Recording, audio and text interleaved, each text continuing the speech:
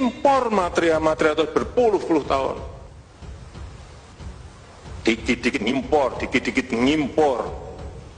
Kenapa nggak digenjot produksinya? Karena ada yang masih seneng impor. Ya karena ada yang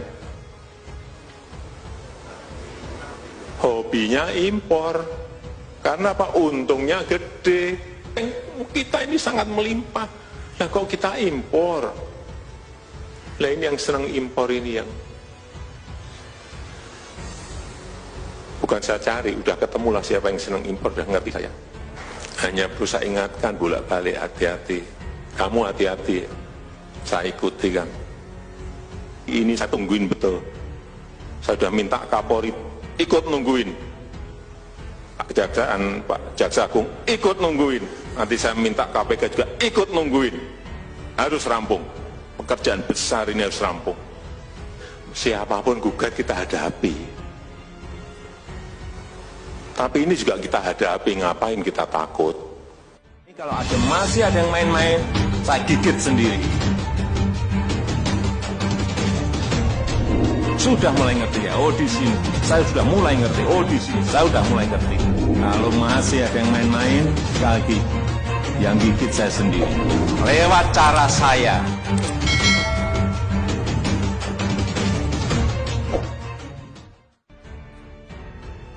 Semuanya sekarang harus kita kerjakan. Apapun resikonya kita hadapi.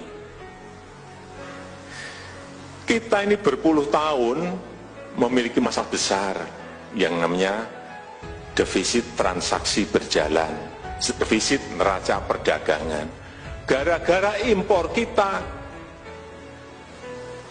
lebih besar dari ekspor kita. Dikit-dikit ngimpor. Minyak yang dulunya kita nggak impor, sekarang impor. Impor minyak kita mungkin kurang lebih 700-800 ribu barel per hari. Jangan mikir per tahun, per hari. Misalnya gas, impor itu nggak perlu sebetulnya LPG itu, karena bisa dibuat dari batu bara yang kita ini sangat melimpah. Nah kalau kita impor, lah ini yang senang impor ini yang bukan saya cari, udah ketemulah siapa yang senang impor, udah ngerti saya.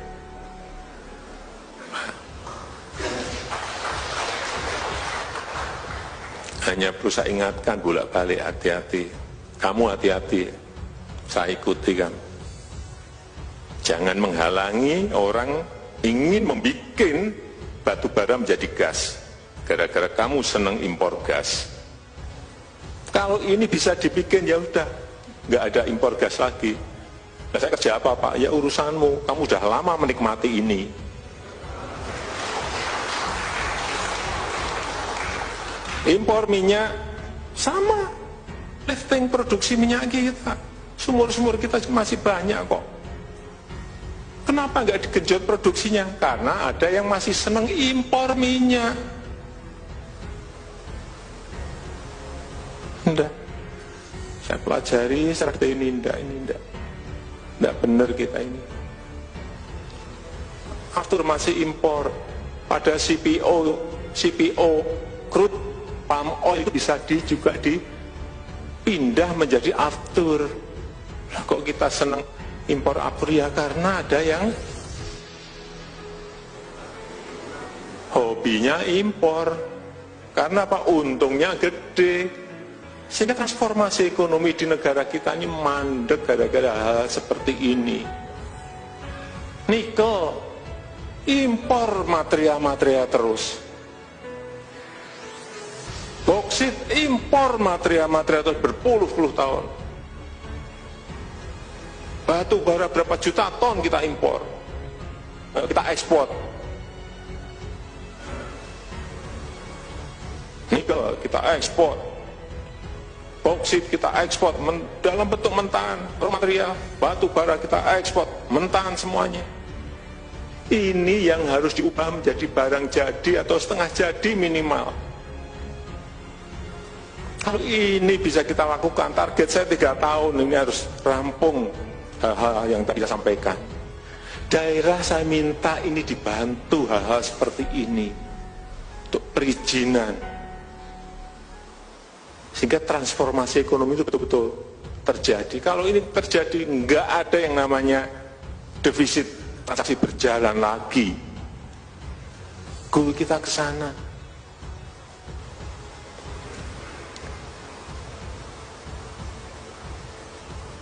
Masa kita 34 tahun nggak pernah yang namanya bangun kilang minyak? Kalau kita bisa bangun kilang minyak, itu nanti turunannya banyak sekali. Petrokimia itu kan nggak usah impor. Impor petrokimia ini gede sekali. 323 triliun impor kita petrokimia. Saya agak gitu-gitu apa, jular kepala tiap hari. Jengkel jadi apa?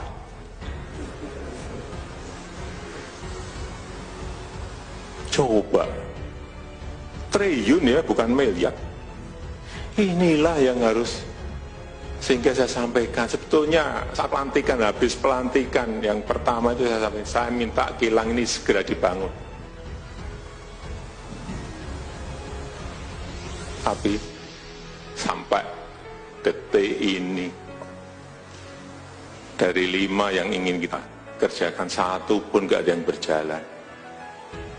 1 pun, tapi ini saya tungguin betul. Saya sudah minta Kapolri ikut nungguin, Pak Kejaksaan, Pak Jaksa Agung ikut nungguin, nanti saya minta KPK juga ikut nungguin. Harus rampung, pekerjaan besar ini harus rampung.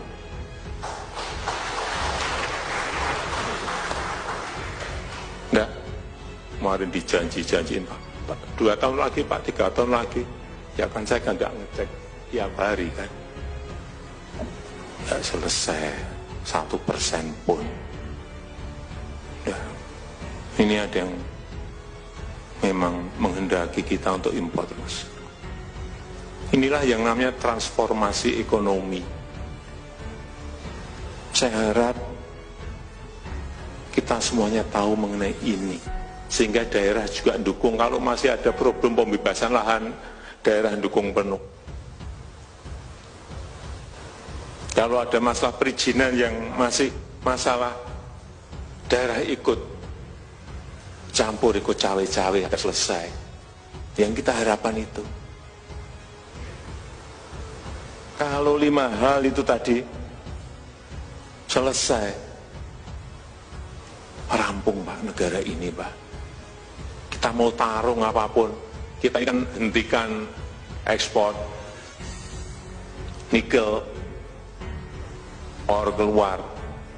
Ini sudah digugat sama Uni Eropa, gugat di WTO.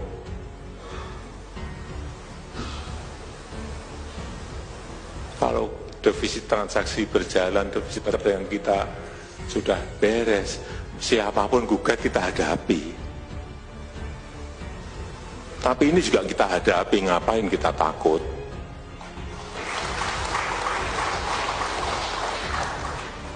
Barang-barang kita, nikel-nikel kita, mau kita ekspor mau enggak kan suka-suka kita. Iya enggak?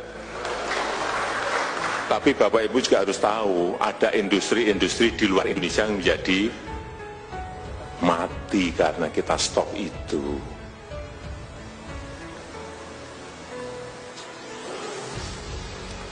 Ya sama, ini satu-satu ya.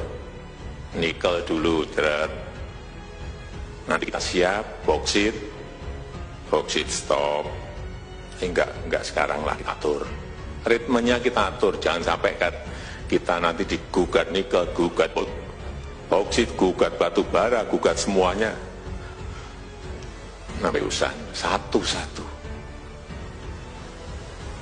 Siapapun gugat kita hadapi. Tapi ini juga kita hadapi, ngapain kita takut?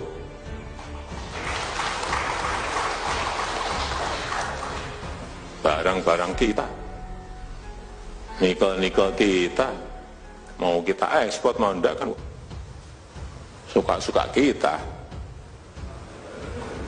Iya enggak? Tapi Bapak Ibu juga harus tahu, ada industri-industri di luar Indonesia yang menjadi mati karena kita stop itu.